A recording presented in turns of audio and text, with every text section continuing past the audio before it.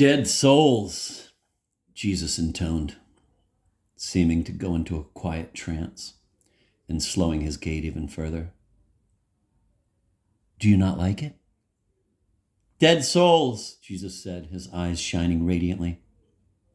Is everything okay? Dead souls, Jesus shouted. What?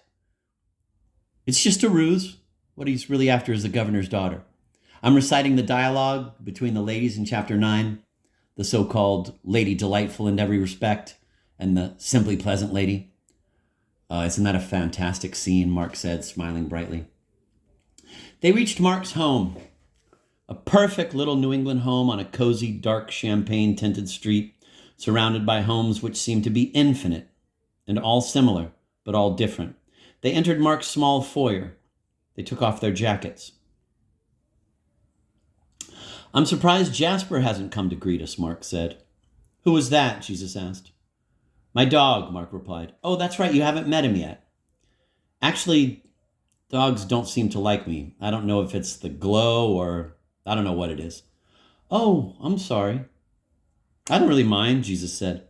They walked through the small living room to a small corridor to the small kitchen and out the back door, then walked the path to Mark's shed. Mark opened the door. The shed looked smaller from the outside than it was. Inside, there was space enough for 2 cars. But there were no cars there. Instead, there was a small airplane. Mark said, trying not to sound too prideful, I've been working on puzzling together this Stearman biplane replica for 5 years. Looks pretty complete to me, Jesus said. Let's go back inside. I have a little library in there. We can talk about what you like, Mark said. I like it here. I wanted to ask you about Dostoevsky's The Possessed. Do you know that book? Very well, I think. Tina probably told you I studied Russian literature in college. More importantly, I continued to study it. I haven't read that book in 3 years, but over the course of my 58 years, I've probably read it 10 times at least. And by that, I mean cover to cover. I dive back into it, just reading passages 10, 20, 30 times a year. So it is a favorite. I have 5 copies, different translations, but you sure you didn't know that already? Mark asked. Let go of that mind reader idea, Jesus said, smiling deeply. And you don't lie, Mark said, smiling to the same degree. Not much, Jesus said. They laughed. Oh, what innocent merriment, Jesus said. One more question. Why wouldn't you go to Russia, go to their scholars, or just go back in time and ask the writer? Mark asked, feeling he was pushing Jesus a little. I'm whimsical mostly, and time travel. God, that's a bridge too far. Too many caveats. Done it a couple times. Disaster.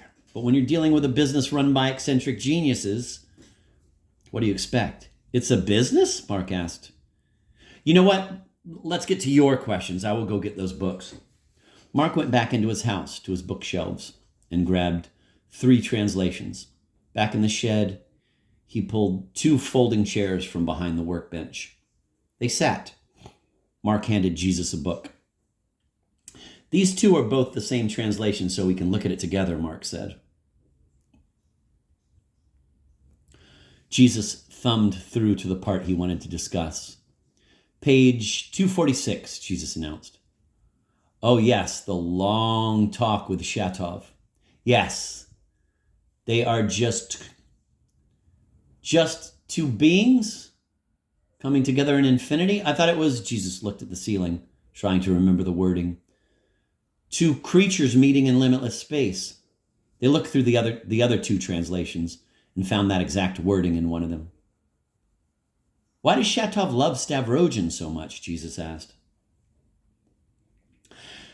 It's more like a cult member thinks they love the cult leader. Stavrogin knows how to light these people's fuses, and that's a very powerful thing. He is constantly, but seemingly casually, touching a flame to these many characters. His mother, Dasha, Maria Lebyatkin, her brother, Peter, the little girl, Liza, Fedka. He lights them up like fireworks. He uses love, ideology, religion, cruelty, the way a child uses a toy. Duels are a joke to him. He leads a sarcastic life, as someone, I can't remember who, says at one point. In his notebooks for the possessed, when he finally introduces Stavrogin into the recipe, Dostoevsky writes in his notes, Stavrogin is everything. A general rule of fiction is make your characters want something, and Stavrogin does this again and again, makes the characters want something, even if it's just to try to get out from under a huge boulder of ideology or religious philosophy he has pinned them down with, Mark said. That's good, I understand. Okay, another thing.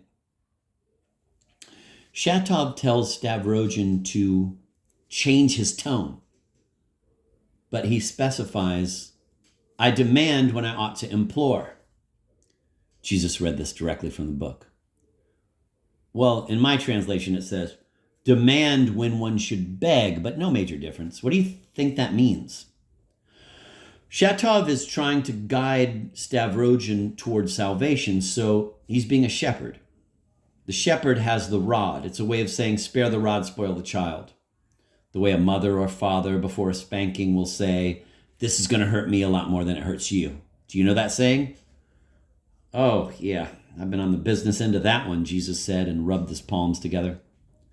But the rod means guiding your child with the discipline of your wisdom, not corporal punishment.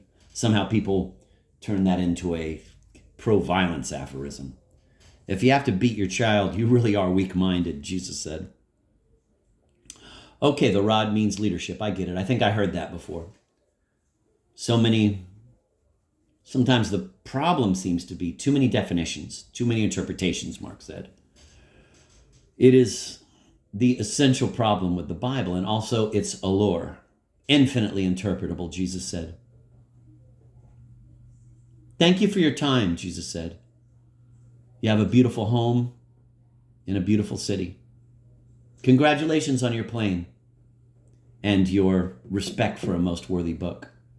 That's it? I thought for sure you'd ask about Kirillov, Mark said. A solipsist? No, thank you, Jesus said. Is this the second coming? Mark asked, unable to stop himself and feeling clumsy.